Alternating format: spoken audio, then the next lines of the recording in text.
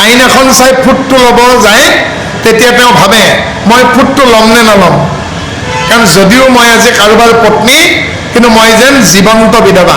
কাৰণ কোনো সধৱা নাৰীয়ে স্বামীৰ প্ৰতি থকা মৰম, চেনেহ, ভক্তিখিনি কাৰো লগত শ্বেয়াৰ কৰিব নিবিচাৰে, সতিনী সাজিব নিবিচাৰে। আৰু সেইকাৰণে যেতিয়াই গম পায় যে স্বামীৰ পৰকীয়া আছে, তেওঁ নিজকে জীৱন্ত বিধৱা বুলি অনুভৱ কৰে। আৰু এজনী আমাৰ পাঠশালী ভাষাত জীয়া বাৰী তিৰোতা বুলি নকয় জানো, বিধৱাক বাৰী তিৰোতা বুলি কয়।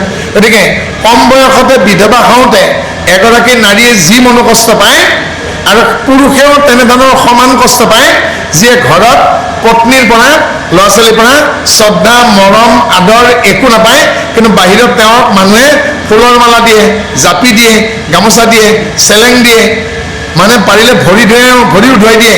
কিন্তু সেই মানুহজনে যেতিয়া ঘৰত আহি বিৰাট অশান্তি পায়। গতিকে মানুহজনক সমাজে বুজে, কিন্তু ঘৰৰ মানুহে যেতিয়া নুবুজে, মানুহজনে কিমান মনোকষ্ট পাইব। গতিকে এইবোৰ হোৱাৰ এটাই কাৰণ স্বাৰ্থ। যেতিয়া স্বামীয়ে পত্নীক স্বাৰ্থৰ কাৰণে ভাল পাব, পত্নীয়ে স্বামীক স্বাৰ্থৰ বাবে ভাল পাব, ল'ৰা ছোৱালীয়ে স্বাৰ্থৰ কাৰণে পিটি ভাল পাবগে, আৰু এসময়ত কি হ'বগে, পিতা শত্ৰু মাতা বৈৰী। আৰু এদিন পিতৃও শত্ৰু হৈ যাব, মাতৃও শত্ৰু হ'ব।